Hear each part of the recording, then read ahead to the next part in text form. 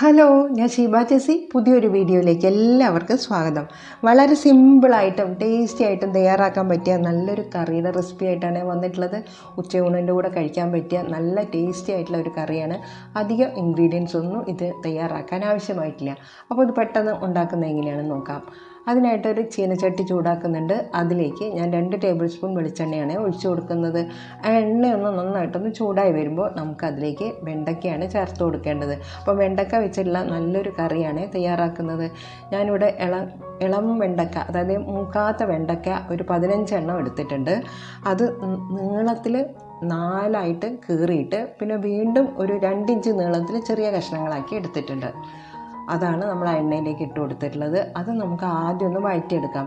ആ വെണ്ടയ്ക്കയുടെ ആ പശപ്പൊക്കെ ഒന്ന് മാറാൻ വേണ്ടിയിട്ട് ആ എണ്ണയിലിട്ട് നല്ലപോലെ ഒരു ലോ ടു മീഡിയം ഫ്ലെയിമിലിട്ടിട്ട് കുറച്ച് നേരം തന്നെ നമ്മൾ ഇളക്കേണ്ടി വരും. ഒരു 5 മിനിറ്റോളം ഇളക്കിയെങ്കിൽ മാത്രമേ അതിൻ്റെ ആ പശ മാറിക്കിട്ടുള്ളൂ. അപ്പോൾ അതേ സമയം തന്നെ നമുക്ക് അതിലേക്ക് കുറച്ച് ഉപ്പും കൂടെ ചേർത്ത് കൊടുത്താൽ പെട്ടെന്ന് തന്നെ വഴന്ന് കിട്ടും. വെണ്ടയ്ക്കയെല്ലാം നല്ലപോലെ വഴന്ന് വന്നിട്ട് അതവിടെ മാറ്റി വയ്ക്കാം. ഇനി ഒരു മൺചട്ടി ചൂടാക്കുന്നുണ്ട്. അതിലേക്ക് ഞാൻ വീണ്ടും 2 ടേബിൾ സ്പൂൺ വെളിച്ചെണ്ണയാണ് ഒഴിച്ചു കൊടുത്തിട്ടുള്ളത്. എണ്ണ നന്നായിട്ടൊന്ന് ചൂടായി വരുമ്പോൾ ആദ്യം നമുക്ക് കടുകിട്ടൊന്ന് പൊട്ടിച്ചെടുക്കാം. 1/2 ടീസ്പൂൺ കടുകാണ് ചേർത്ത് കൊടുക്കുന്നത്. ഇനി അതിൻ്റെ കൂടെ തന്നെ 1/2 ടീസ്പൂൺ നല്ല ജീരകവും കൂടെ ചേർത്ത് കൊടുക്കാം. നല്ല ജീരകവും കടുകും കൂടെ പൊട്ടി ആ ജീരകത്തിൻ്റെ നല്ലൊരു മണമൊക്കെ ഇങ്ങനെ നന്നായിട്ട് കയറി വരും. ആ സമയത്ത് ഒരു വറ്റൽമുളക് അത് 3 അരിഞ്ഞിട്ട് നമുക്ക് അതിലേക്ക് പൊട്ടിച്ച് അതിലേക്ക് ഇട്ട് കൊടുക്കാം. ആ വറ്റൽമുളകും കൂടെ അതിൽ എണ്ണയിലിട്ടിട്ട് അതൊന്ന് മൂത്ത് വരുമ്പോൾ നമുക്ക് അതിലേക്ക് കുറച്ച് കറിവേപ്പില ഈ സമയത്ത് ഇട്ട് കൊടുക്കാം. ആ കറിവേപ്പിലയും വറ്റൽമുളകും കൂടെ നന്നായിട്ടൊന്ന് മൂത്ത് വരാൻ വേണ്ടി നമുക്ക് ചെറുതായിട്ടൊന്ന് ഇളക്കി കൊടുക്കാം. അതെല്ലാം എണ്ണയിൽ നല്ലപോലെ ഒന്ന് മൂത്ത് വന്നിട്ടുണ്ട്. ഇനി ഇതിലേക്ക് എരിവിനായിട്ട് നമുക്ക് ആദ്യം പച്ചമുളക്, ഒരു ചെറിയ 2 പച്ചമുളക് എടുത്തിട്ടുണ്ട്. അത് ചെറുതായിട്ട് പൊടിയായിട്ട് അരിഞ്ഞിട്ടാണ് ഇട്ട് കൊടുത്തിട്ടുള്ളത്. അതിൻ്റെ കൂടെ ചെറിയൊരു കഷ്ണം ഇഞ്ചിയും പൊടിയായിട്ട് അരിഞ്ഞിട്ട് ഇട്ട് കൊടുത്തിട്ടുണ്ട്. ആ ഇഞ്ചിയും പച്ചമുളകും ഒന്ന് എണ്ണയിൽ ഒന്ന് ഇളക്കി കൊടുത്ത് അതൊന്ന് മൂത്ത് വരാൻ വേണ്ടിയിട്ട് നമുക്കൊന്ന് വെയിറ്റ് ചെയ്യാം.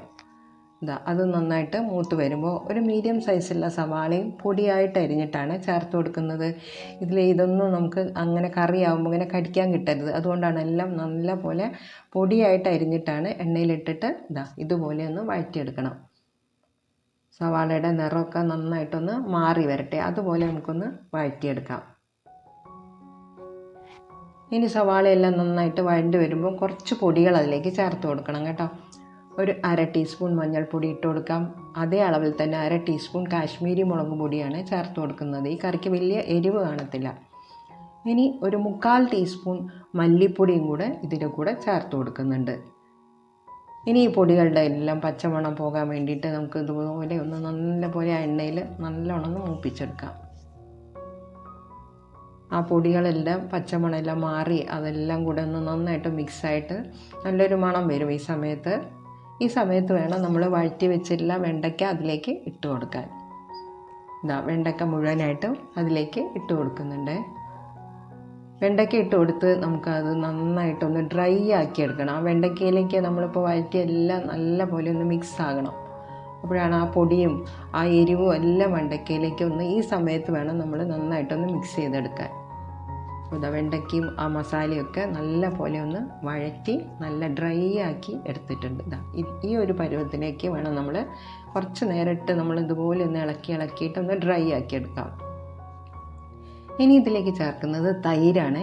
കട്ടത്തൈര് 1/4 കപ്പ് കട്ടത്തൈര് എടുത്തിട്ടുണ്ട്. അതിലേക്ക് കുറച്ച് ഉപ്പും കൂടെ ചേർത്തിട്ടുണ്ട്. ഒരു 1/4 കപ്പ് വെള്ളവും കൂടെ ഒഴിച്ചു കൊടുത്തിട്ടുണ്ട്. ഇനി കട്ടയെല്ലാം ഉടച്ച ശേഷമാണ് അതിലേക്ക് ഒഴിച്ചു കൊടുത്തിട്ടുള്ളത്. ഈ തൈര് ഒഴിച്ചു കൊടുത്തു കഴിഞ്ഞാൽ നമുക്കിവിടെ ഫ്ലെയിം ഓഫാക്കി കളയാം. ഫ്ലെയിം ഓഫാക്കിയിട്ട് നല്ലപോലെ ഒന്ന് ഇളക്കി കൊടുക്കാം. ഈ സമയത്ത് ഇനി ഉപ്പ് വേണമെങ്കിൽ ആവശ്യമുണ്ടെങ്കിൽ കുറച്ചും കൂടെ ചേർത്ത് കൊടുക്കാം. നമ്മൾ വെണ്ടയ്ക്ക വഴറ്റുമ്പോൾ കുറച്ച് ഉപ്പിട്ടിട്ടുണ്ട്. അതുപോലെ തൈരിൻ്റെ കട്ട ഉടയ്ക്കുമ്പോൾ ഇച്ചിരി ഉപ്പിട്ടിട്ടുണ്ട്. അതുകൊണ്ട് അതെല്ലാം നല്ലപോലെ നോക്കിയിട്ട് വേണം ഈ സമയത്ത് ഉപ്പ് ചേർത്ത് കൊടുക്കാൻ. ഇപ്പോൾ ഫ്ലെയിം ഓഫാക്കിയിട്ടുണ്ട്. ഇനി എല്ലാം കൂടെ നല്ലപോലെ ഒന്ന് മിക്സ് ചെയ്തെടുത്താൽ വളരെ ടേസ്റ്റി ആയിട്ടുള്ള വെണ്ടയ്ക്ക തൈര് കറി തയ്യാറായിട്ടുണ്ട്. ഒരിക്കലെങ്കിലും ഇതൊന്നും ഉണ്ടാക്കി നോക്കണം കേട്ടോ. ചോറിൻ്റെ കൂടെ നല്ല ടേസ്റ്റി ആയിട്ടുള്ള കറിയാണ്. കറി ഉണ്ടാക്കി നോക്കിയിട്ട് നിങ്ങളുടെ അഭിപ്രായങ്ങൾ കമൻറ്റിലൂടെ അറിയിക്കാൻ മറക്കരുത്. റെസിപ്പി ഇഷ്ടമായ ഒരു ലൈക്ക് ഒന്ന് സപ്പോർട്ട് ചെയ്യാനും മറക്കരുത് കേട്ടോ. താങ്ക്